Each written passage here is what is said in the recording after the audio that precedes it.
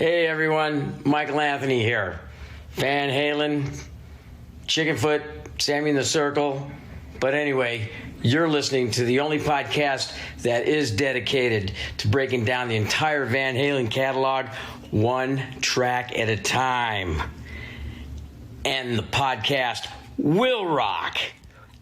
Ow! Hello, baby!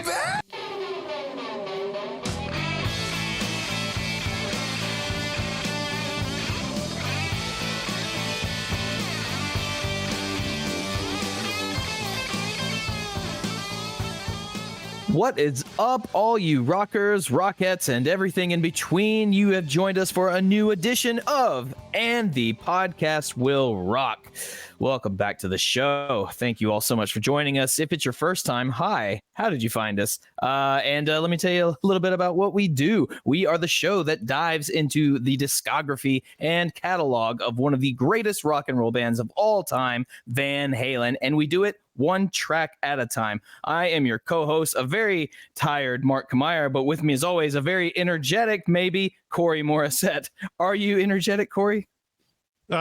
Yes, because I am very, very excited about tonight's special guest. This is a first for us on End the Podcast for Rock. Normally we bring on guests and we spin the wheel and we talk about a Van Halen song, but tonight we're dedicating the whole show to a new book.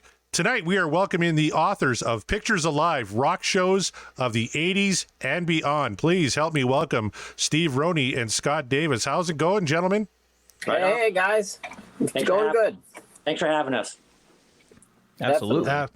Our pleasure. This is a fantastic book, Pictures Alive, Rock Shows of the 80s and Beyond.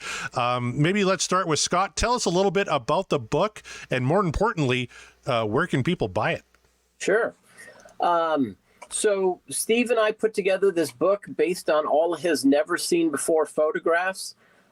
These truly are never seen before. I mean, Steve took all these himself, sneaking his camera into all these shows, basically from 81 to 86, and then some of the following years in the 2000s. The book is $29.95. It's over 300 full-color pages, over 400 never-seen-before photos. You can get it at picturesalive.net. You can get it on Amazon. You can even find it on eBay. And like I said, that's what it looks like. I got my copy right here. It's, like I said, it's a thick, professionally printed book. If this isn't, I mean, Steve and I are big fans, but we didn't skimp on the printing. This is a quality book. You guys can attest because you have it in your hands too. So we just want to kind of throw that out. But picturesalive.net is where you can get it. Only $6 for shipping in the US. Other places, the website will tell you how much it costs. But, we're shipping anywhere. Who wants it? Well, I tell you, I'm a big fan of this book. It showed up in the mail here a couple weeks ago, and I haven't put it down. Some absolutely iconic shots. And I guess we should start maybe with Steve, because you're really kind of the linchpin behind this whole thing, in that you really wanted to get into some. First of all, you're a little bit older. I'm a little bit older. You're a lot older than Mark, but you're just a little bit older than me. But you got to see some iconic shows from the Bay Area. Like I'm from buttfuck nowhere, Saskatchewan. Nobody tours here. Okay. We're the rest day, right? When they're getting from Winnipeg, Manitoba to Calgary, Alberta, they're driving through Saskatchewan. They never stop here. So I haven't got to see fucking anybody. But you, my friend, you've seen everybody. But what was it about these shows that made you want to sneak in a camera? We're not talking a little digital camera either. We're talking like a real 35 millimeter film camera. Why would you want to sneak that in and start taking pictures? Well, around my freshman year in high school, I was starting to get into photography, and in the book I mentioned how those rock magazines like Circus and Hit Parader and Cream just had these great concert photos of these guys from professional photographers. I always envied that. I thought it was so cool. And then honestly, just one time, the first time I took pictures at a show was 1980. It was Michael Schenker, who I'm a big fan of, was opening for Cheap Trick.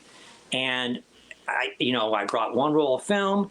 I had my dad got me this camera because he knows I was taking an interest in photography. And I don't know how I came up with it, but I used to have a black members only jacket back then. And what I did, I just took the lens off the body of the camera. And what I did was I would stick like the lens underneath in the sleeve jacket, and then I put the camera on the other one inside the jacket sleeve, and then I push up my sleeves and make me look kind of bulky. And because we always got patted down going into a concert. So when it came time for me to get patted down, I would open my arms, like, you know, open my jacket so you can say I wasn't hiding anything. And they generally would just frisk me up to my armpits, not knowing a camera's just a couple inches away. And once I got past that, I was home free. Because most of these shows, most of these concerts are general admission. So that means once you got in, you're on the floor, crammed in with a bunch of other people. And they can't get to me once I'm on the floor, you know, even if a security guard, they can't get to me, you know. And I never used a flash because that would draw attention too. And so I had to rely on, you know, the lights of the stage, you know, from the stage. And so my first few were definitely learning experiences and trial of error, you know, of doing this. And for most of these concerts, I was with my good friend Dale, and fortunately, I've always been kind of a light guy, and he would hoist me up on his shoulders. And for a couple of minutes, I'd get on his shoulders above the crowd and take, you know, as many pictures as I can. Then I'd tap him on the head, like, okay, put me down. And we did that a few times every concert. And I made a point of not taking pictures the whole concert because I wanted to enjoy the show. Okay. So like I said, most of the time I bring one roll of film, and throughout the show, I would, you know, get up there and take a few pictures. And it was funny because I'd look around and it's like, I'd be like the only one there with a camera.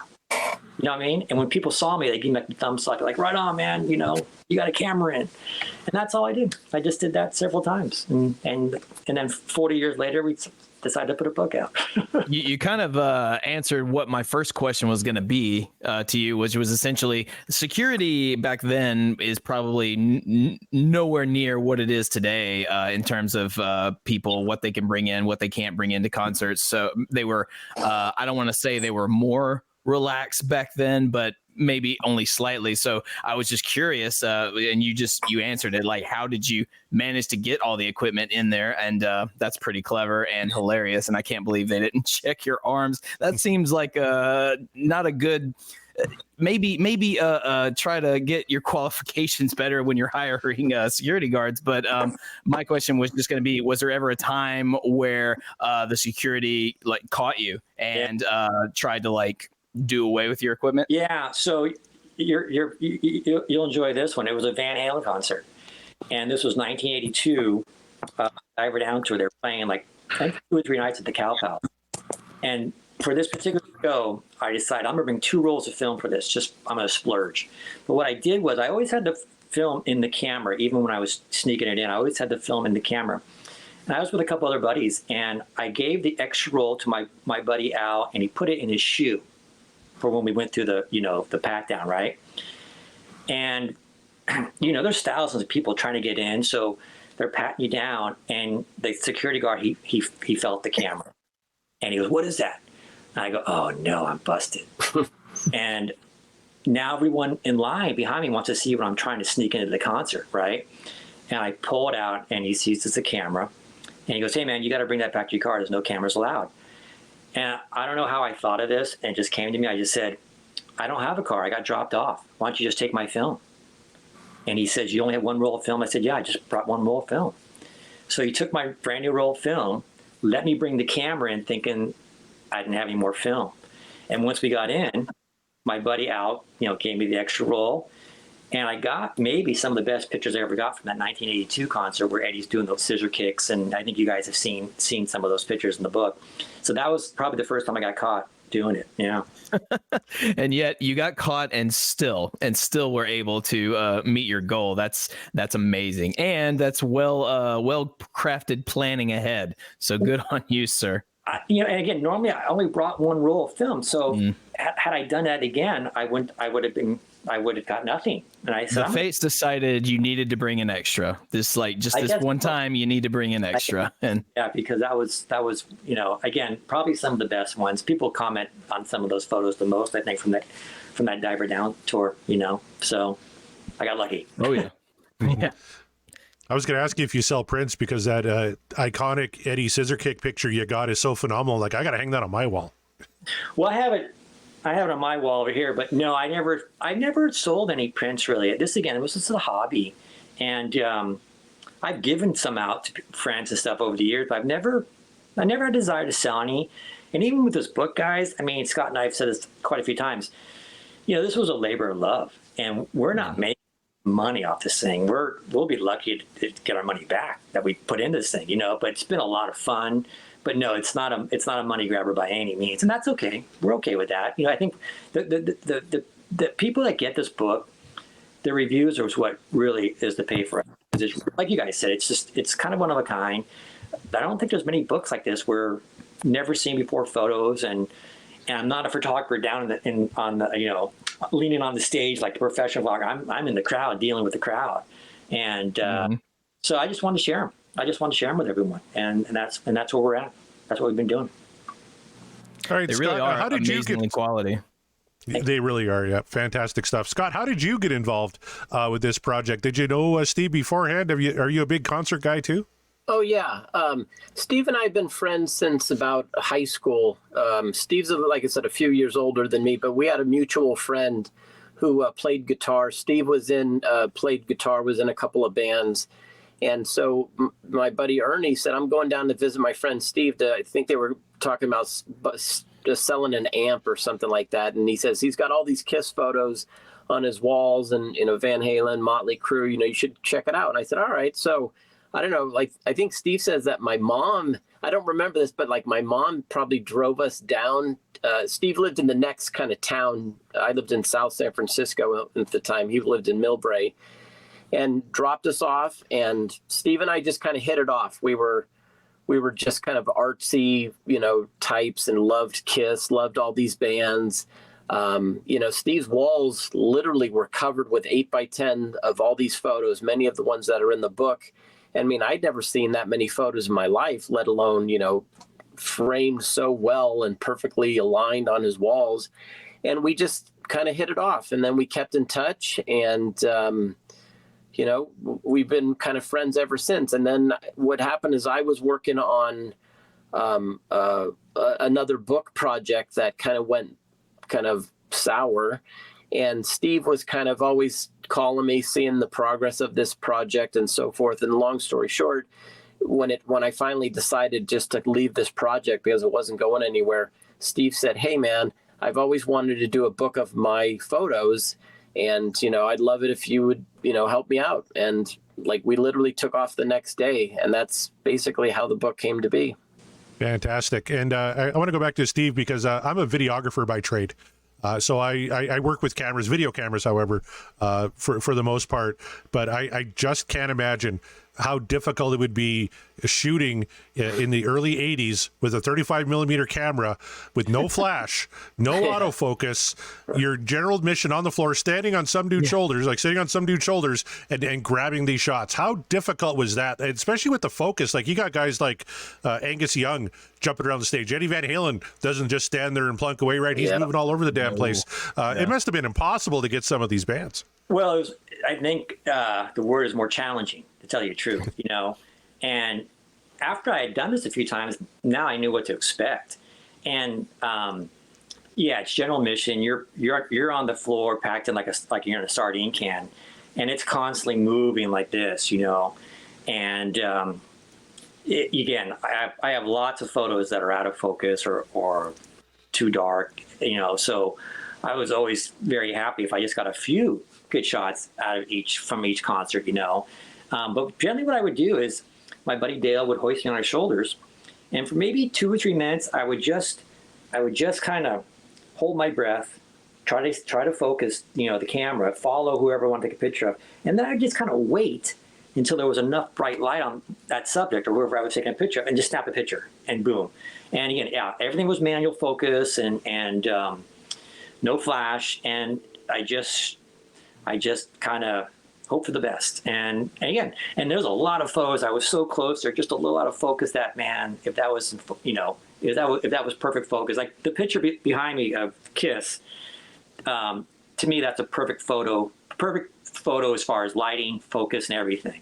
But those were kind of few and far between, you know what I mean? But especially back then, the early 80s, lighting was not the same as it was in, say, 2000 when Kiss came out and did their farewell tour. Big difference. So, a little more challenging, but it was okay. I mean, I had fun doing it. I really did. It was a lot of fun.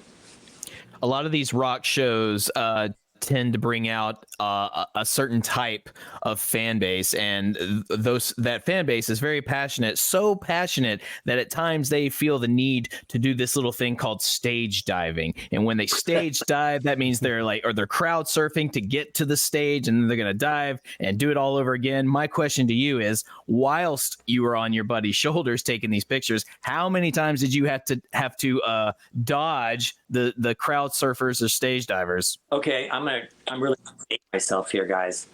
That didn't exist then.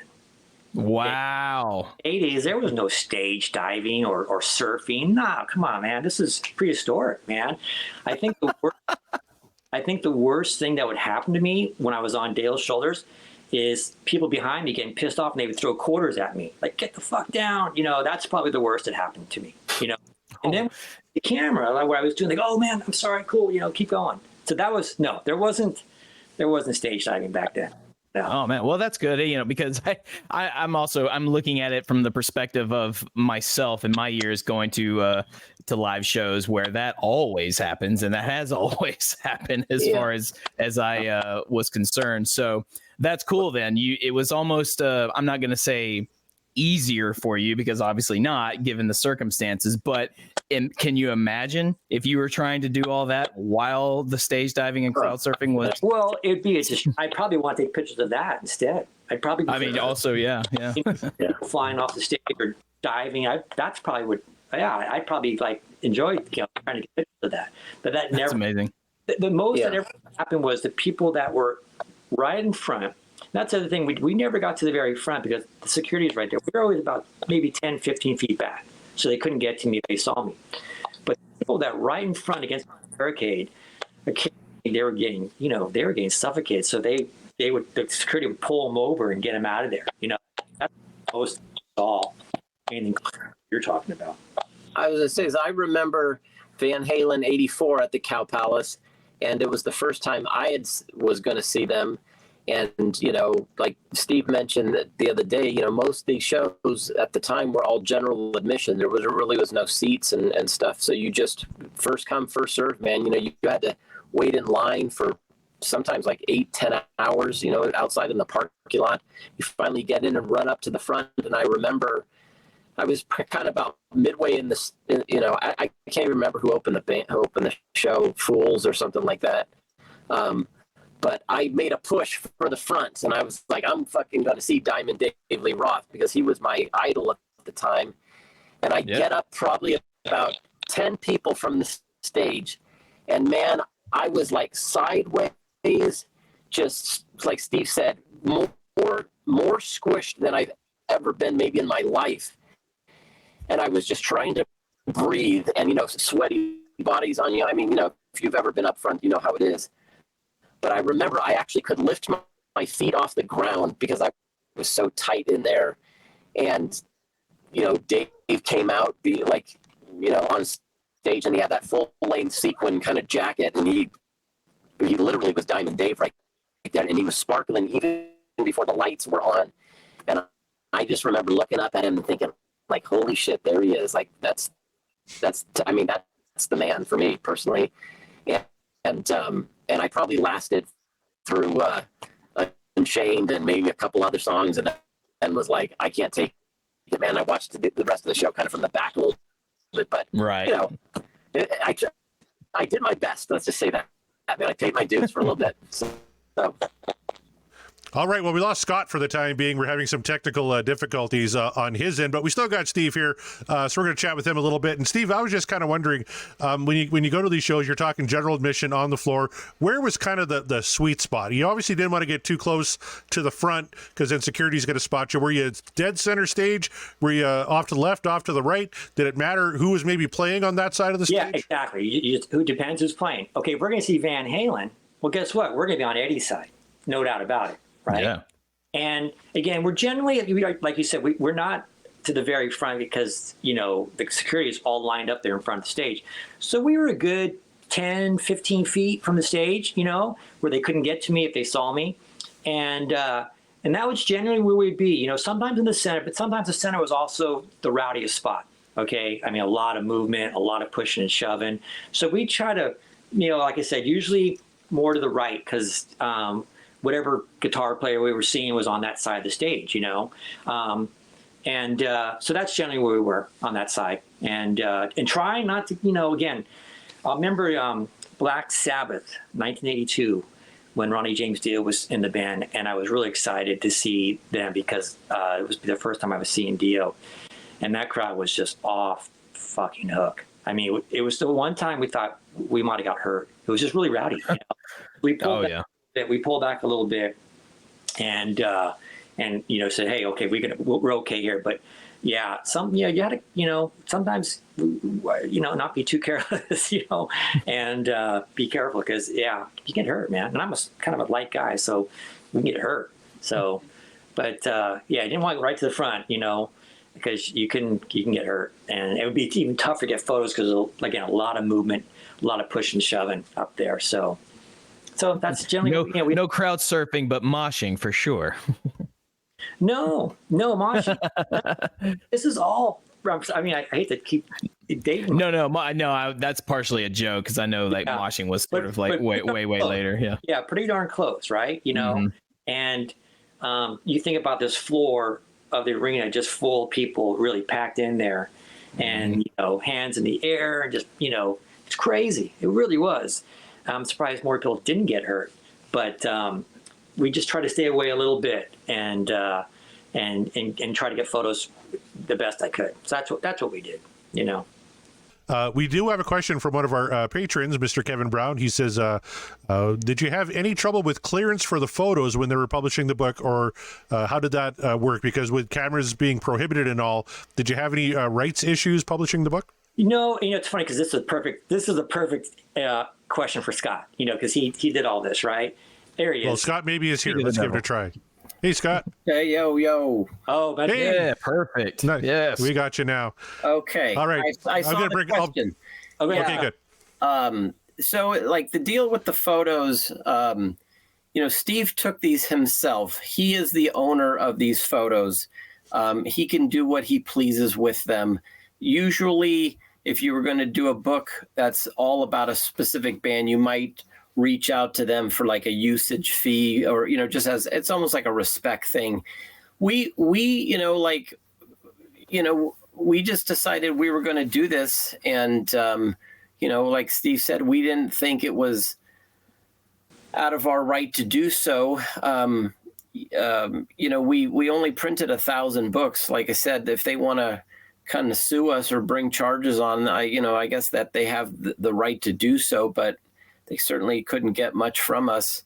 And so I don't know. I just think it's just a kind of a small point. It's funny. I see things on eBay of, Kiss photos that guys are selling that are not their own photos, or they're making custom posters and selling them that with the Kiss logo and all this stuff. And it kind of baffles me. I mean, it seems like, those guys aren't doing something, completely legal. But, I just saw a thing the other day, listen on the radio, and they talked about, the rights of the photographer. A lot of bands will say, hey, well, that's my image you're using there. Well, no, it's still the photographer owns that picture, whether it's got a Kiss logo in the picture or if it's got a Van Halen logo in the picture. Steve is still the rightful owner of that. Now, if some guy took a picture from our book and tried to sell it, Steve is the owner of that. So we could probably take, notice of that and go after this guy. But, it is what it is. It is complicated. I will say that. We have so many bands in here. It's kind of like, it's hard to define, how much we owe somebody for, 3 pages of photos in this book versus the next band, whether it might be, 1 page of photos. So it's kind of a funny thing, but, bottom line was Steve was the owner of the photos, and we did what we did. So I think there's like a big distance, a big gap, or a huge difference in determining. You're not doing. You can tell that this project is a labor of love, and it's like, as you said, Steve. It was this hobby, and you just thought it's like, well, I'm going to go to these shows, take these pictures just to, see if you can, basically. Right. Because like at the time, we don't have magical little like devices called phones that take pictures, at convenient times we want. You had a whole production that you had to smuggle, for lack of a better word, into these shows because you just genuinely wanted to capture the moment. And in hindsight, of course, these are genuine moments in history. As a music fan, as a rock fan, these are very cool moments to be able to capture. So, and you're not doing it with the moniker of I am the photographer, the be all say all in rock and roll photography during this period of time. Like, no, you're not doing that. That's not what you. So if you were doing that, then yeah, I could see where the morally gray area kind of shifts there in terms of like the rights issue. You know what I'm saying? Instead, and I think anyone would agree, opening up, including the people that are the subjects in these pictures, they just like, no, like, well, what do I care? It's like they're not trashing my image here. It's like, no, these are just a photographer took some pictures of us. So like, oh, I remember that tour. Cool.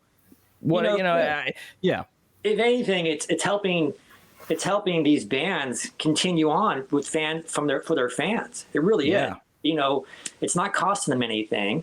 And all these pictures were taken when they were in their prime. They were young, right? Mm-hmm. And even back then, I never sold any of these photos. I would give some to friends who maybe went to the concert with me, but I never, ever really had any thought of making money off these. And people just tell me all the time, oh, you ought to sell them. I'm like, no, I don't want to do that.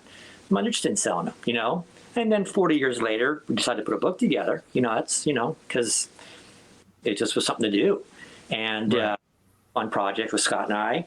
And again, we're not making money off this thing. I mean, it still costs us quite a bit. So if we break even, we'll be happy. But again, we didn't do it to make money. We did it because we would enjoy what we're doing, and we thought people would really dig it. And so far, people have really enjoyed it. And that's kind of our pay. It really is.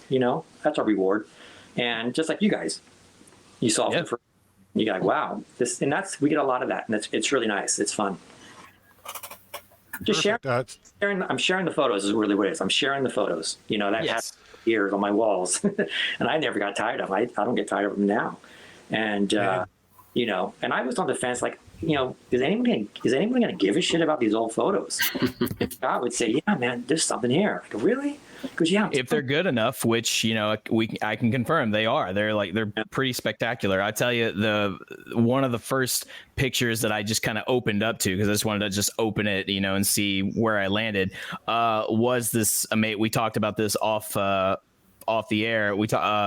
This beautiful image of Randy Rhoads when he was still around. And first of all, my heart kind of like leaped because big influence when I got serious about my musicianship, listening to a lot of old school Ozzy, post Black Sabbath, of course, and Randy Rhoads, who gone from us way too soon, and just the image that you have of him in the orange lighting, it was just like, wow, look at Randy. That's all I said. I was like, look at Randy, man. It was such a great picture, and that does not exist anywhere else. Like, that's your photo. Like, that's a moment you captured, and it's just grand. And I can't see why anybody would be against that, Yeah. I like that you're talking about that, because unique individual, and obviously he was taken too soon. And Steve was fortunate enough to see him twice, before he passed. And, I was just telling someone this the other day, there's two pictures. There's that picture you mentioned, then there's two, and they're a little off focus, a tad. And, someone might say, oh man, it should have been better, blah, blah, blah. But, you kind of like get the picture of how Steve had to take these things, and low lighting and getting bumped around. And sometimes you just get a picture that's just really good.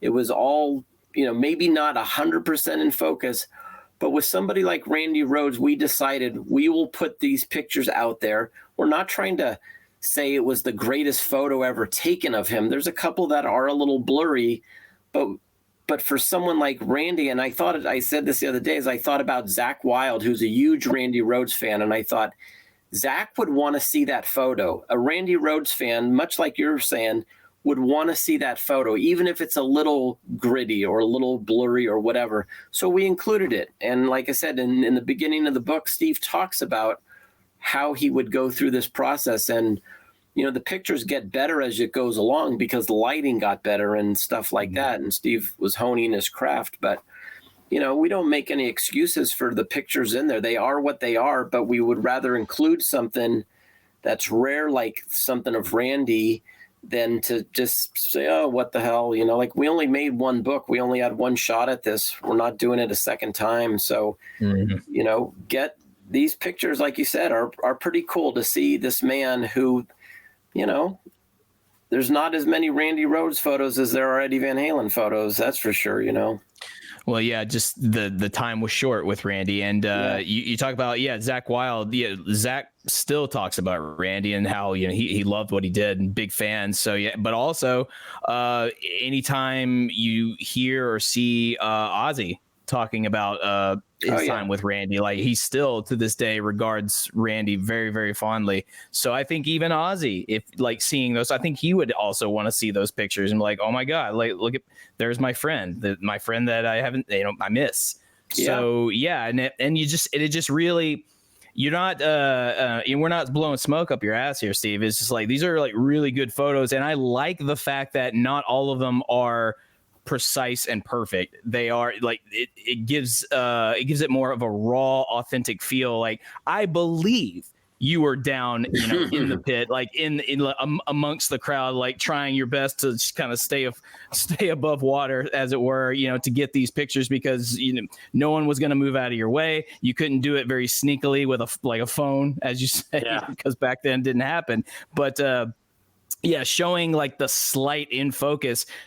It tells me that the photographer tried their damnedest to get this thing as perfect as possible, but situations occurred and it's like, but it's still good enough. It's still good enough. And it shows us like, okay, well, this is what it is. I'm here. I'm in it. I'm surrounded by the people. I'm getting kind of bumped around, whatever. And yet I'm still manually focusing. I'm still, coming across, trying to get the best photo as possible.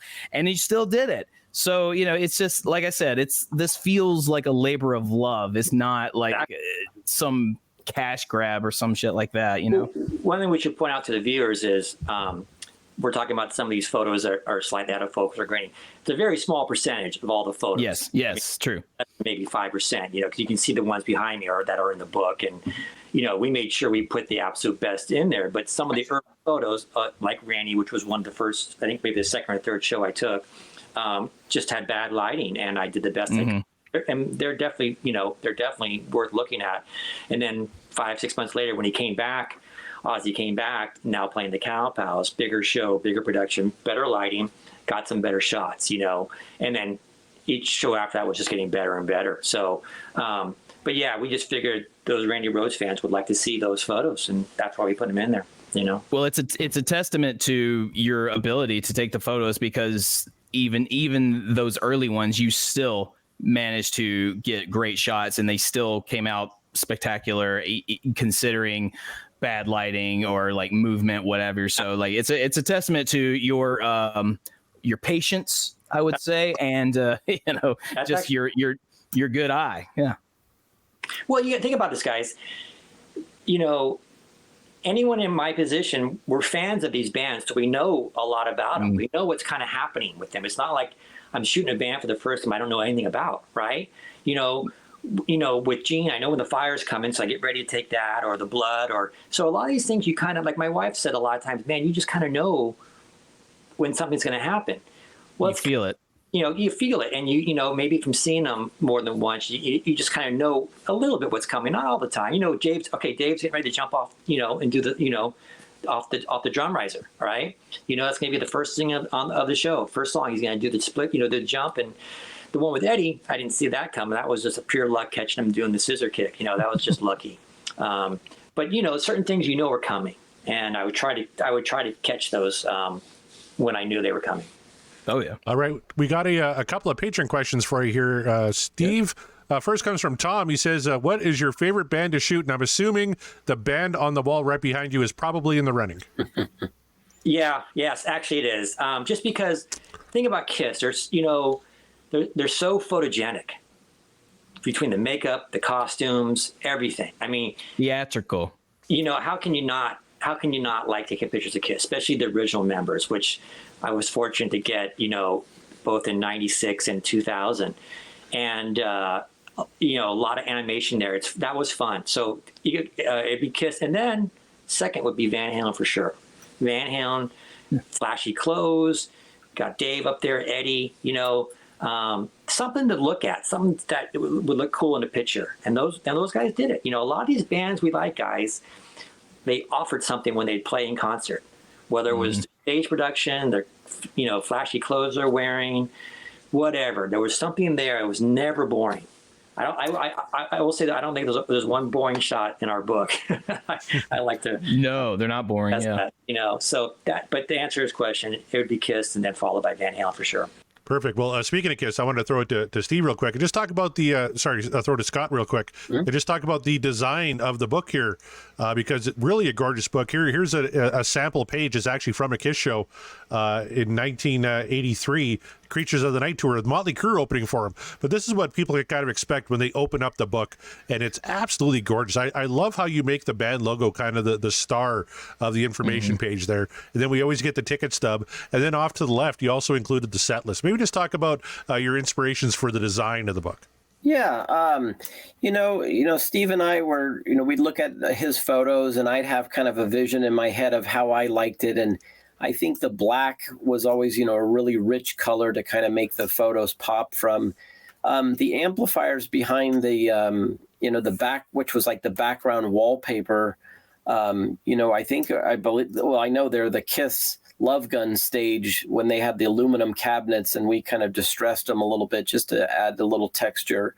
But it's a tip of the hat to Steve because he had the ticket stubs. He had all those ads you see on the right are from the opening spreads of the book. He had like every ad from every ticket from every show he went to. And then there was a couple of shows that we added, like the Cheap Trick in the lower right corner. Steve went to that show, but he didn't get the pictures. And then there was a little homage to Kiss in the back of the book where it had the Dynasty show ad, because that's where Steve took his first pictures unsuccessfully. We just like that we could give someone almost like we always joke it's like the book is a little bit of a time machine.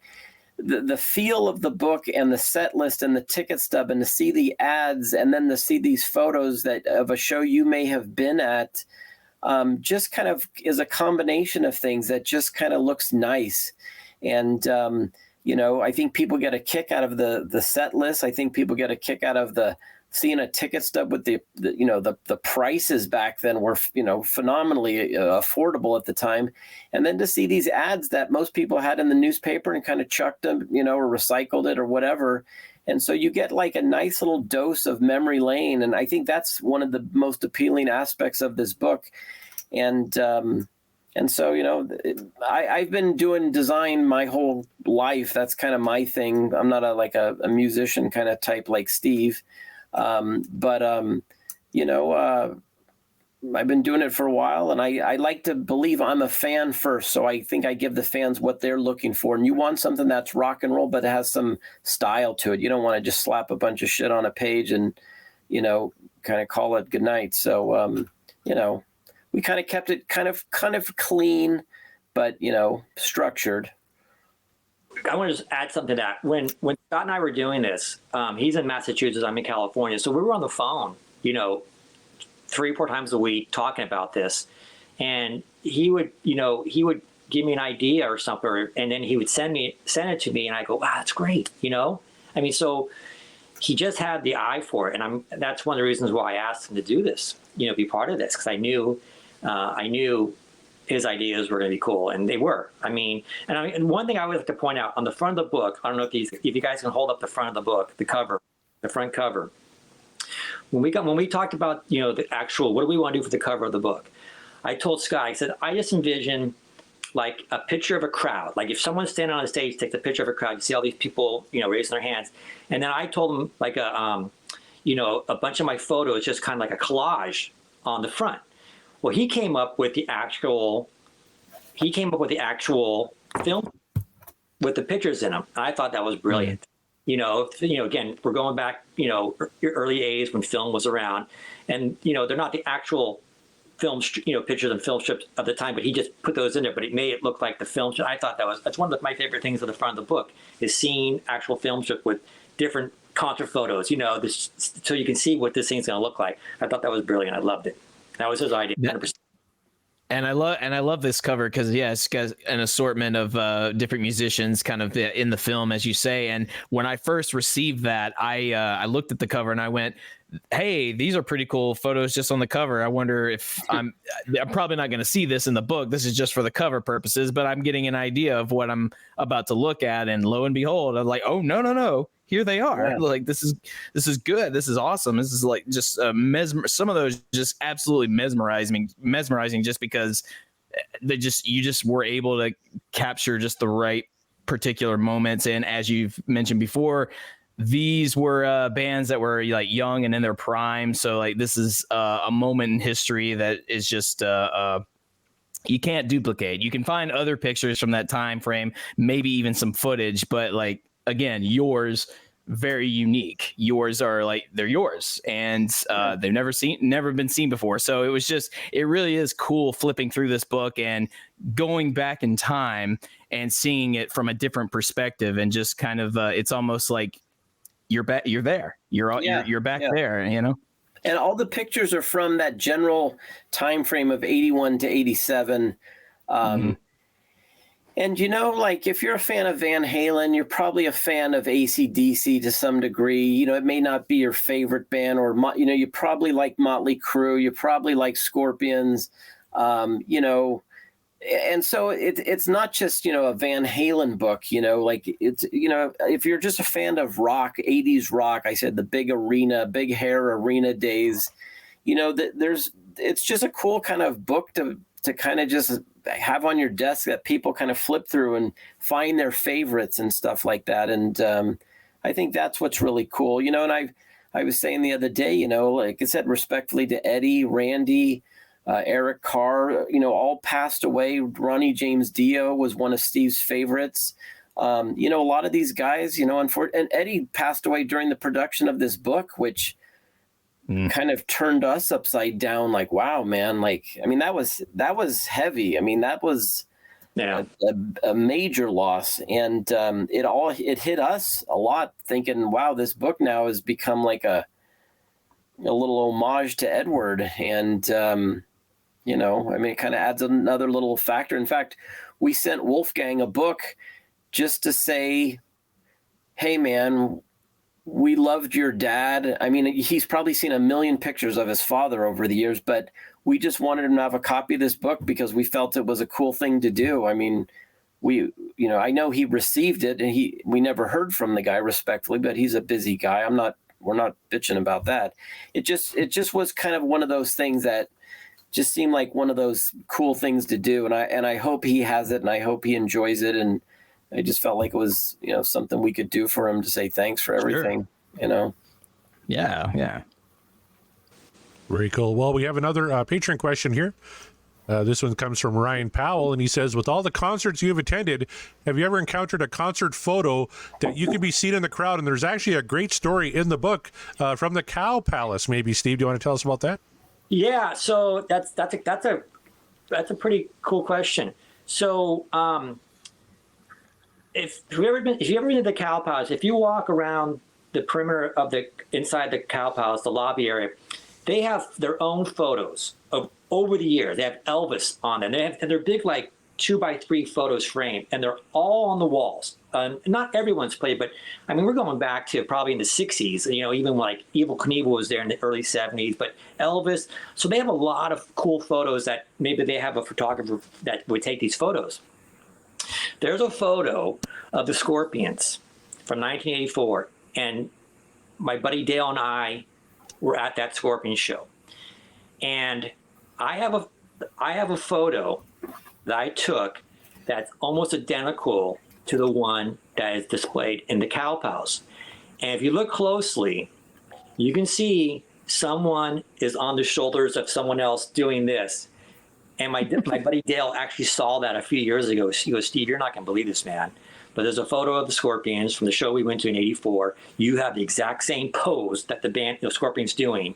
And if you look, you can see, because the picture is from the back, like from the soundboard. So you can see the crowd. You see the, because most of their photos they weren't up close. They're from like the back of the arena or the soundboard. And sure enough, man, I mean, my print and their print's almost exact, and then you kind of, it looks like there's someone up on someone's shoulders taking pictures. So and we were on that side of the stage when, on the floor when that happened. So that's a pretty cool question, by the way, so thanks for asking. That's in the book. I tell that story in the book for the Scorpions. So yeah, not only pictures, you guys, you get stories as well. So that's just to pique your interest even more. Yeah, a little show. There's a little paragraph for each show. Like I had some pretty fun, cool run-ins. Either before the concert, or after the concert, during the concert. Well, the stories. Steve would say to me, at this Motley Crue show, we went with some friends from school, and this girl tagged along, and next thing you know, Nikki Sixx is signing her tits outside the tour bus. And he's telling me the story, and I'm like, dude, you have to include that story because it's so good. And then the next show had a equally as good story. And so, I mean, I know this is a photo-heavy book, but I guarantee that you will be entertained by the stories alone are worth, I think, just reading some of those. They provide just enough reading to not bore you and to have a pretty funny little quip about what Steve went through, whether it was hiding the camera, getting it in, some kind of the hijinks. I mean, being chasing Judas Priest in their limousine across San Francisco and all this craziness, and meeting Van Halen at their hotels and all this wacky stuff. I mean, we wrote this based on just Steve interpreting or downloading me on the story, and then I would rewrite them and make them sound a little bit more appealing. But it's a great little extra bonus that kind of paints a picture of the show to some degree too. So that's why we think it's a cool little. It's just enough reading to kind of whet your appetite as you peruse the photos. I tell you what would have been cooler than a story about Nikki Sixx sending somebody's tits as a picture of it. Why couldn't you get that picture? Yes. Camera. Yeah. You mentioned those stories, man. You mentioned one where you saw Eddie Van Halen, I think, coming into a hotel, and he was getting into an elevator with Neil Schon and Mike Reno from Loverboy. I'm like, fuck, there's a group I want to go drinking with.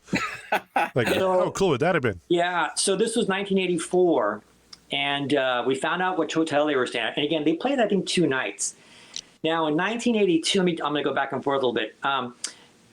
I am by no means any kind of artist. Scott is the artist here. He's a phenomenal artist. But in high school, I did take some art class, and it was cool because they let us paint anything we wanted to. So I did this, pretty cheesy oil painting of Eddie, and it's one of the pictures on the back of Van Halen 2 where he's leaning back with the guitar. Well, I was fortunate enough to get it signed by him in after the concert in 1982. I had it in my car after the show. I went to my car and I grabbed the painting because we knew where the limousines would leave. And there's a picture of him signing it where he's with Valerie in the limousine, and you kind of can see him. He signed it for me. Well, 2 years later, they come back, 84. I don't know what I was thinking. I bring this painting back. It's a canvas painting. And I don't know what I was thinking. I already got it signed. What's he going to do? So we're in the lobby of the hotel. It's after the 84 concert. And then there was maybe 10 or 20 other people kind of waiting around for these guys. And they're kind of coming in one by one. And when Eddie came in, Mike Reno from Loverboy was there, and Neil Schon was there kind of waiting for him. And Eddie, I remember he walked in, and he just had this,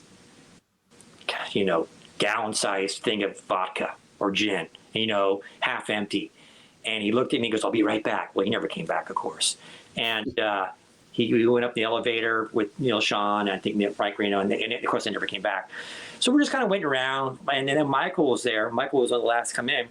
I don't know why I thought of this, but we're standing next to Michael, and there was no one around. I say, "Hey, man, you want to sign this painting?" He goes, "Yeah, I'll sign it." So I actually got Michael Anthony to sign the same painting that Eddie signed a couple years later, but it's a painting of Eddie.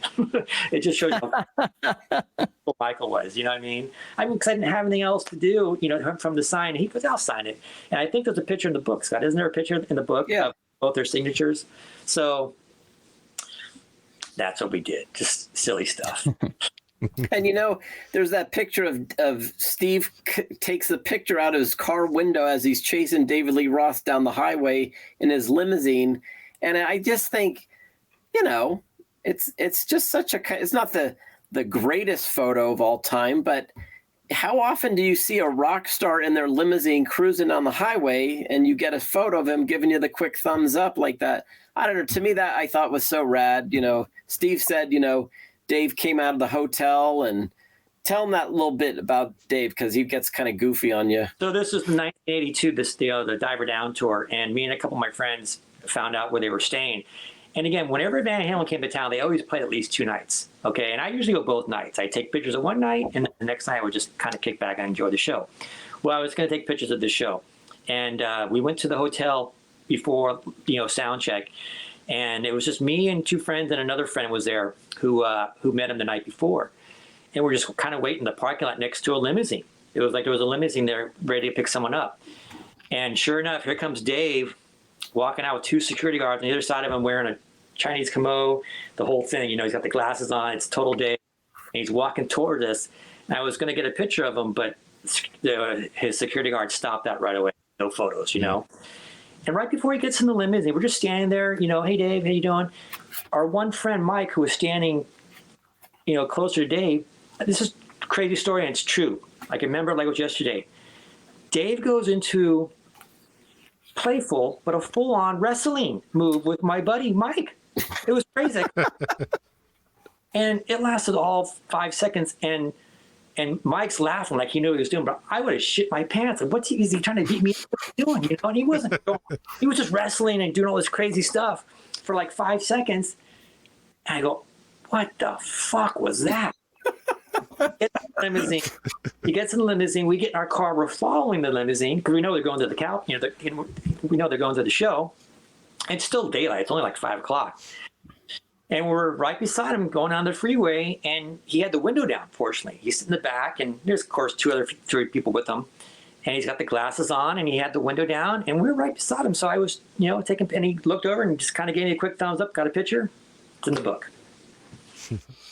That's cool of him. He was in good spirits that day. He wasn't, Dave, based on the stories we've heard and been told, Dave didn't always have good spirited days. So that's good that you got him on a good one. It's crazy. It was, and for some reason we left that story out of the book. I think I forgot about it, to tell you the truth. But, and then there was another time with Van Halen. I had this custom shirt, airbrush shirt, and what it is, it's I had another buddy at the time who was an airbrush artist. I gave him the picture of Eddie, who's jumping, doing the splits. That's in the book, and a picture of the amplifiers Eddie had on stage back then. This is during 1982. So he made me this great custom airbrush shirt. Said Eddie Van Halen on top. Had him jumping in the air with the amps behind him. It was really cool. Really, really cool. Oh yeah. And that's in the book, Steve, too. It's in the book. It's in the book. Yeah, in the back. Yeah. And the Van Halen concert in 85, or maybe 86, early 86, when Sammy's in the band now. Again, my friends and I found out what hotel they're staying at. I brought the posters. I have a poster size of Eddie doing the splits that's framed. And I brought that with me, and Eddie signed it. Eddie signed my poster at the hotel, and he also signed my shirt. He actually signed my shirt. And it's unfortunate I didn't get that picture in the book, but again, he was really cool, and Valerie was right. No one was paying attention to Valerie; everyone was paying attention to Eddie. So the times I met him were really quick. Another time I met him, 1987, I used to go down to the NAMM show in Anaheim. That's the big music convention down there every January. Mm-hmm. And my buddy Dominic and I went down there, and really cool. If you ever had a chance to go down to check it out, it's very, very cool. Well, we were actually walking out of the building. We were going to go across the street, get a drink or something. And as we're walking out of one of the doorways, true story, here comes Eddie walking with some girl. It wasn't Valerie. It was some other girl. I think it was just a friend or maybe a relative, walking in our direction. And we just stopped right by the door. We just walked out. And you have to have a certain pass to get into this thing. Not anyone can just walk in. You have to have a pass. Eddie didn't have a pass. They didn't let him in. They wouldn't let him in. And he had people with him to go in to make. So we're standing outside with Eddie Van Halen, me and my buddy Dominic. And I said to him, I go, hey, man, you want to borrow my pass? He goes, oh, no, man, they'll take care of it. And I got a quick picture with him. That's also in the book at the very last page of the book. This is early 1987. His hair is kind of short. He's wearing sunglasses. And this is when he was endorsing Kramer guitars. Once he got in there, and Kramer had the biggest display booth in the whole arena. Once he got in there, I'd never seen anything like it. He got to the booth he was supposed to go to, or the area. I've never seen more people all crowded in to see him at this event. I used to go to this event quite a bit. It was amazing, and we were lucky enough 5 minutes earlier to be standing outside with him because he couldn't get into the building. He couldn't get into that damn show. And, amazing. Got a quick photo with him again. That's in the book, and just a great guy. I mean, really, and that was it. I mean, it would have never happened otherwise. We just were lucky to be walking out as he's walking in, and he couldn't get in. So I love the idea of people working at NAMM, and like, of course they've got protocols and everything, but like, can you imagine if like those dudes were just like Van Halen super fans and they're just sitting there having to be like, we can't let you in. There's no pass. You have no pass. You can't get in. Like, I'm sorry. Yeah. Fortunately, he was with other people that, right away, but he literally let's say we're out there for 2, 3, 4 minutes. Just, hey, hey, Dad. Oh, cool. How you guys doing? And true story too. I had a band I was playing with at the time called Asylum, and we had a demo tape, and I actually gave him to him. He probably tossed it, but I actually was able to give it to him. And he's actually holding it in his hand when the picture was taken of us. And that would never happen anywhere else. It would never happen. Right. And but man, did he get just bombarded with people. It was crazy. It was crazy. Oh, I can imagine so. Yeah. No kidding. Well, we've been yammering on for a while. We should probably start wrapping this up. I got a couple of more viewer questions I wanted to get to real quick here, though. And first of all, we'll throw this to both of you, both being from the Bay Area. There's no Night Ranger shows in the book, but you ever catch a Night Ranger concert? Yes, more than a few. Love Night Ranger. I just never got photos of them. Okay, so if you're a Night Ranger fan, you're going to love this. New Year's Eve, I think it was 1985, some friends and I rented a limousine just to cruise San Francisco. Well, Night Ranger was playing at the Cow Palace that night, okay? And I told my buddies, just kind of from experience, seeing, where limousines would come in and out of from the Cow Palace from a show, I said, hey, let's go to the Cow Palace. I bet you we can get in. So think about this. There's a gate on the side of the street, on the side street of the Cow Palace, where limousines would come and go. And so here comes our limousine. They don't know, people at the gate don't know who's in it. They probably just think it's a limousine to pick up the band because the concert's over.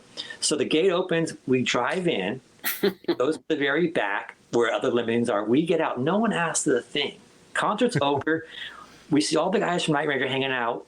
We got photos with them. We talked to them. It was just too easy. It was like we were part of the entourage, you know what I mean? So, but I've seen them in concert. I never got photos of them, unfortunately, but love Night Ranger, great band. So that's How about you, Scott? Night Ranger. Night Ranger in particular, I saw them. There's an amusement park south of San Francisco in a town called Santa Clara. There was a thing at the time called Marriott's Great America. It's still there. It's not called Marriott's anymore, but they would have summer concerts there, and you could maybe be like 400 or 500 people max. A nice outdoor summer show, and I saw Night Ranger there, probably on the Dawn Patrol first record, and I fucking loved those guys, man. Like I still listen to Sirius XM, and when I hear their songs, I still wish I could I don't know. I'm getting old. I feel like I don't see too many shows anymore, but they're still a great band. I was at Disney World one time out of the blue, and they were playing there, and I actually caught half of their set. At Disney World, believe it or not. Yeah. What? Yeah. That's amazing. And it was probably about, I don't know, 20 years ago or whatever it was, maybe 15 years ago. Yeah. And I just remember like seeing a little sign saying Night Ranger, and I thought, are you kidding me? And like, yeah, I think it's when Joel all the bands, yeah. Joel Huckstra was playing, in lieu of Jeff Watson. But yeah, that was kind of a weird one. But yeah, great band. Well, I tell you what, someone watching our stream here tonight, Jeff Brewer, also from the Bay Area, he was there in '86. Oh, sweet. He remembers that show. He also remembers all those pictures in the lobby in the Cow Palace that you were talking about of right on, the man. Scorps. Right on, Yeah. Jeff. So we're going to give the last viewer question to Jeff because he's the man. He asks, have you received any specific positive feedback from any of the musicians directly who really liked the photos that you took? Yeah, so we got a book to Billy Sheen. And Ooh. yeah, Billy Sheen. And he thought it was great. He just thought it was great. And I just messaged him on Facebook. I say, hey, Billy, I got some pretty good photos of you and with you and Steve. And I said, I'd love to send you this book. I said, there's a funny story that I can maybe, tell you quick of Steve and I. We had an encounter at the time they played in late '86 and mid, a few months later in '87. At the time, I'm like 22 or 23, I think it was. Well, I used to be a valet parking attendant at Fisherman's Wharf in San Francisco. And one night I was working, and here comes this car coming out, and lo and behold, it was Steve Vai, his wife, I think her parents or his parents in the back seat. And he says, do I pay you? I go, hey, Steve, I was acting really cool. And we were talking music for like 10, 15 minutes while the car is running. And I said, hey, man, I said, my band's got this demo tape. I would love to give it to you. And I could tell you what, if you take, I'll take care of your parking. But the tape's up in my truck at the other end of the parking lot. He says, okay, hop on. I said, what? He says, hop on the hood. He had me hop on the hood of his car, which was a rent-a-car, by the way, and we drove the length of the parking lot, which is probably 100 yards. I'm holding on to the antenna because he's cruising, right? He's got out the window so he can see where he's going because I'm blocking his view because I'm sitting on the hood. And we get to the end of the parking lot. I give him my tape, and we say goodbye, and I told Billy, I go, it's a pretty funny story. You'll get a kick out of it. So he's got a book. He thought it was great. Yeah, and don't forget Meniketti. Dave Meniketti. Oh my God, I'm sorry for that. Thanks, Scott. Dave Meniketti of Y&T, who I kind of know, sent him a book, and because they're from the Bay Area. Man, he gave the nicest review. He did. He really did. He said the same thing. He said, I went through this thing from top to bottom. It's just a great piece of work. All these bands, when they were in the pre of this thing, were at the top of their game. That's what he said. All these bands were at the top of their game. And it was great. And he took a picture of the book. He took a picture of him holding the book that's on our website. And he couldn't have been nicer. Really, really cool. So yeah, there's two right off the bat. Yeah, but I know your fans want to see, the VH, the Mighty. Yes. So, There's a lot of that in there. There is, yeah, I can confirm. My last question to you really is, and I guess to the both of you really, is there maybe I'm looking at it, or maybe you've alluded to it, but is there a very specific photo within this book that you would say, like, that's my favorite one? Like, of all the photos, you might love them all equally, but there's probably one that you're maybe most proud of. Does that exist in the book, and why that one? This is, for me, it's very simple. It's very easy. We've talked about it already several times. It's the picture of Eddie Van Halen, 1982. I caught him jumping in the air doing his splits. It's perfect focus. It's perfect lighting. I couldn't. It was just a pure luck shot. Yeah. And that's the one that people will probably review as my one of my better shots for sure. So for me, that's easy. The Van Halen shot. Yeah. For me, actually, you guys showed it earlier. It's that picture of Gene Simmons, kind of a full body shot from the Creatures tour. I was 11 years old when the Dynasty tour came through San Francisco, and my dad didn't let me go. So I was eager to see Kiss on that 83 show. And for some, it sounds a little corny, but Gene had these new boots with all these studs and spikes on the side, not studs, but spikes on the side, which I'd never seen those before. And I thought they were so awesome. And I think Steve just captured this great full body shot of Gene. And that's why we have that as the kind of the money shot for that spread. I just like that a lot. There's many other photos, but that's one of my What's favorites. your Yeah, the what's one your you just favorite? talked about, I got it right here. That's Eddie that your one there by far. Yeah, that is my favorite. It's that one and the Randy picture, man. Just like That Randy one's beautiful. That Randy one, just I don't know. Like I think maybe because that one just happened to be the one I opened up to like randomly, and it was just like, oh my god! And it's Randy Rhoads. You know, we've talked about it, how he was only here for so long, and then you got to see him twice, and got some just great shots of him. But that one, and of course, you know, maybe our bias is showing because this is a Van Halen show, but that shot of Eddie is just magnifico. You can see this. But I mean, look at that. Yeah. Yeah. And that was early on. That is just such a God. I want to recreate that image so much, but it just won't have the same effect. But I was like, this is an homage to our new friends Steve and Scott, and then also to Randy. But that's so great. So many great Dio shots, Maiden shots, Judas Priest, AC/DC. I'm a big AC/DC fan, and like, you know, the 81 tour, 82, 83 kind of, you know, flick of the switch. There were some great shots of Angus there. Scorps, he had some great shots. Def Leppard, Pyromania tour, loved that. I also co-host an Aerosmith podcast, so watching or seeing some of the shots from the 84 Back in the Saddle tour where Steven Tyler was just blitzed out of his fucking mind. And you could tell by the look on his face, he had no idea where the hell he was. And you told a great story that for the encore, he tried to play the drums, and Joey Kramer's like, fuck off, Steve. Yeah. Some of my favorite moments in a book that has so many. Let's plug it one more time here, folks. It's called Pictures Alive, Rock Shows of the 80s and Beyond. We'll throw it back to Scott because he did so good the first time. Let the folks know exactly where they can find it. Yeah, it's available at our website, picturesalive.net. $29.95. Shipping in the States is only $6. Canada's a little bit more expensive. You think about 20, but picturesalive.net. The website has great photos. You'll really get a good understanding of the book.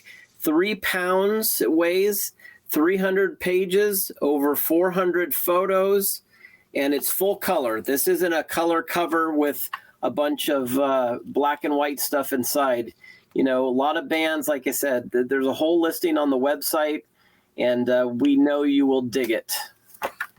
And Amazon too, Scott. Oh, yeah. It's on Amazon as well, and even on eBay if you want to search. You can actually search Van Halen book, and you'll get us, because we have books, you know, for Van Halen, not specifically different books, but, you know, we geared some for Van Halen fans and some for Kiss fans and stuff like that, because next to Kiss, Van Halen had the most photos in this band. So I think for your Van Halen fans, they will not be disappointed. And the last thing is, you know, we only printed 1,000 copies, guys. Only 1,000 copies. And we only have a few hundred left. And after that, they're gone. So they're going. And so we're just trying to and I'm glad we're doing your guys' show, because you have a lot of Van Halen fans, and they would dig this book because there's several pages of Van Halen, and you kind of saw a little bit of what's in there. So again, you know, we don't know how long this is going to last, but there's only about 300, maybe 350 left of these books, and then we're done. there's not going to be a second book. then we're going to jail. Yeah. So it's a hot ticket item, you guys, limited edition. So be sure. And Corey and I were lucky enough to receive a copy, and I can tell you, it really is. And not only do our fans love Van Halen, obviously, but just a plethora of music from this particular day and age. So you guys, this book is right up your alley. I highly encourage all of you guys to get on Amazon or get onto the website directly. Buy this book. It's well worth your time and well worth your collection if you are a rock collector. And I know a lot of you guys out there very much are. So if that's the case, you need this book in your collection. It is truly a really amazing piece of work, and I commend the both of you. Really, thank you guys so much for sending that to us, because it was a real delight looking through that. I just I kind of got overwhelmed when I opened it, because I was like, oh my god, and they got this, and they got this, and then, you know, I remember I kind of flipped when I saw the Black Sabbath section, but I was like, oh shit, it's Heaven and Hell. That's Dio in Black Sabbath. Like, shit. Okay. Yeah. I don't know. It was just such a very cool moment seeing that. So did we tell you? Speak highly enough. Did we tell you we're going to need those books back? Oh, you're gonna need them back. Okay, well, you guys. I already get sold your mine own on copies. eBay. There you go. Yeah. No, Yeah.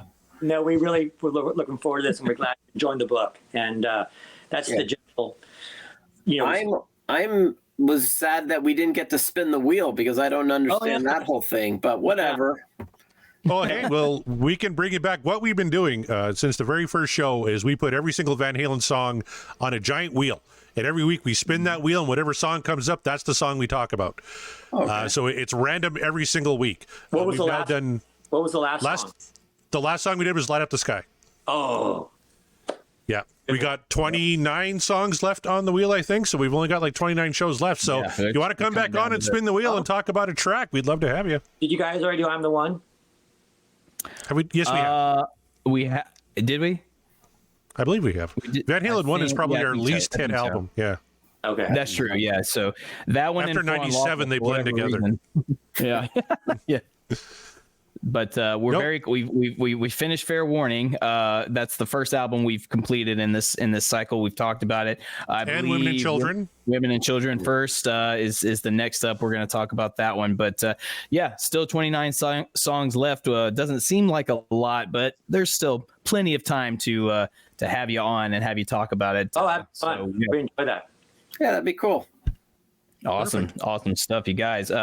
Steve, Scott, you guys, thank you so much for coming on, giving us some of your time and allowing us to help you plug the book, because we legitimately really, really enjoyed. I enjoy the pictures, the stories that go along with it, or even just more flavor for the meal, as it were. And the design of it's great. I commend you both on the design of it. Scott, if you had if that's your handiwork, cool. But I mean, also they complement the design of how the book is formatted with the pictures complement each other really well. So for me, who really enjoys the visual stimulants, thank you for that. Yeah, so, you're welcome. One last thing I want to point out, guys, is when we did this project, it took us 2 years to do this thing because we wanted to rush. There was no timeline. We made sure we're not going to rush ourselves. And during that time, I didn't tell anyone we were doing this. My wife knew a little bit, but that was it. And think about that. If you start telling people, oh, we're doing a book on all my photos, that's a pretty big statement. And there was no guarantee we were going to finish this thing. And we didn't know what this thing was going to cost. Okay. So we just kind of went. and then, like Scott said, in the 11th hour, we had, it cost a lot, but we did it. And when we got the books, they all went to Scott's place. And I had him send me 25 books. And what I did was I mentioned a lot of my friends in this book that I went to certain concerts with, right? None of them knew a thing. And what I did was I sent them all the book, and they didn't know it was coming. I sent them something in the mail that's going to come. And so they were blown away. They had no idea, and I names in the book, So that was a lot of fun for me to do. But basically, we didn't tell anyone we were doing this. Scott made a couple of people. We just didn't know if we were going to finish it. We never did this before, and it was a lot of fun, big challenge, and it was great. Scott and I get along so well. There was never one argument. There was never one disagreement, and again, we took our time, but it was a 2-year project, a 2-year fun project, and thankfully everyone's really digging it. That's great. Yeah. So, the effort shows, you guys. So yeah, I mean, and you're doing it the right way, because you don't want to get people's expectations too high or have them anticipate something, and then 2 years go by and everyone's forget oh yeah, sure, you're doing a book. Yeah, that's what you said 2 years ago. Whatever. No, it's happening really. it could have easily just died out. It could have fallen apart. Yeah, it just could have. We didn't know. We never did anything like this before. And one last thing I'll say is, one thing that's so cool that most people comment on is they'll say, oh, I was at that concert in my city. I saw that tour in my city. And, these bands toured so much back in the 80s. And that a lot of people can relate to that. Oh man, because of course all mine are from the Bay Area, and some people from were at those shows from the Bay Area, but other people's from back east, wherever. Oh, I saw that concert 3 months before when it was in my city, and it was great. And maybe there was a different opening band, but it was the same show and same tour, So there they are. I got to finish off with that shot. That'd be my third favorite shot, one of the three of them there, I think. That's fantastic for the listeners. Go to our YouTube. By the time you're listening to this, go to our YouTube and check out this show via our YouTube so that you can actually see the pages, and maybe that'll entice you to go on over to picturesalive.net and order your copies. Picturesalive.net. Show these guys some support and some love, because this is what this book is, a labor of love, and it really does show, and it's perfect for your rock collection, I assure you. So thank you guys once again, Steve, Scott. We really, really appreciate all this. Really appreciate you being here, sharing your book with us, and to all the Van Halen fans. Corey, anything else before we head out? You know what? Just www.podcastwillrock.com. Get some show merch. Check out old episodes there. We got a big live show coming up September 30th, where we're going to be ranking women and children first. That's going to be a lot of fun. Sweet. Actually, while I got you guys on the call, if you want to be a part of that, just send me how you would rank the tracks on women and children's first. From 1 to 9, and then we're going to compile all the votes together. We got Greg Runoff sends in votes, Eric Senich from the Van Halen News Desk, Johnny Bean, a bunch of special guests, all of our patrons. We're going to compile all the votes, and we're going to have our official show rankings of women and children first. So if you guys want to be a part of that, just send me your rankings for that album. That's going to be a heck of a lot of fun. That'll be happening September 30th. I'll give them to you now. Fine. Okay, Yeah, sure. there you go. Lay them on me. That's a great album, man. That's a great album. No, seriously, Love that album. Fools, come on, man. I mean, Romeo's Delight. My goodness, you know. Oh yeah, great album. It's funny. We put up a poll every time we do a song, because we have a rating system. We judge the songs either what dreams are made of, which is a thumbs up, or the dream is over, which is a thumbs down. Oh. And right now, Take Your Whiskey Home is our second highest rated song from the fans. Little Guitars is number 1. Take Your Whiskey Home is number 2. What about somehow Little Guitars is number 1? What about Oh, that was a great song. I mean, that's such a great album, man. So it really is, yeah. That's cool. For sure. Thanks for having us. We had a great time. Yeah, guys, thank you very much. I appreciate the kind words, and I think Van Halen fans and fans of rock alike will love this book. I guarantee it. We haven't had a single return. We haven't had a single bad review. Like it you'll be glad you did, and I'll take it back if you didn't. I didn't. Oh, you won't. No, I won't. But no. But you can write me and explain, and maybe I'll give you a deal. I appreciate the Van Halen fans. We point out, we tell people, if you get the book, send us a picture. If you want, we'll put it on the website, because when you go to the website, you're going to see dozens of photos of people holding the book or posing with the book, and we just like to do that. It's kind of cool. Yeah, and to that point, really quick, if you go to the your desktop computer and you look it up, you can obviously see more of the website, more of those photos, because we do have Dave Menichetti there and all these other fans from around the world. You know, we got an order. We joked the other day, the guy from Slovakia, and the guy was so jacked about the book. Oh, there you go. He was so jacked about the book because he didn't get anything. You know, you talk about Saskatchewan, them driving through. They didn't even land in his country. Hats off to Radovan as his name. And he finally got his book after 2 months. It was in transit, but he just was overjoyed. And it was just such a cool thing. Like Steve and I said, we love hearing from the fans. We know that they're going to dig the book. Let us know what you think. We appreciate it. Right on, absolutely do they, guys. Picturesalive.net. Yeah, definitely check out all of that, you guys. As Corey said, www.podcastwillrock.com. All the previous episodes, all the merch stuff. Please do that. Share with your friends. Share with your like-minded Van Halen individuals. Tell them about this show and tell them about the book Pictures Alive, because again, it will fit your rock collection most handsomely. So on behalf of Corey, Scott, and Steve, we are, and the podcast will rock, and we will rock you later.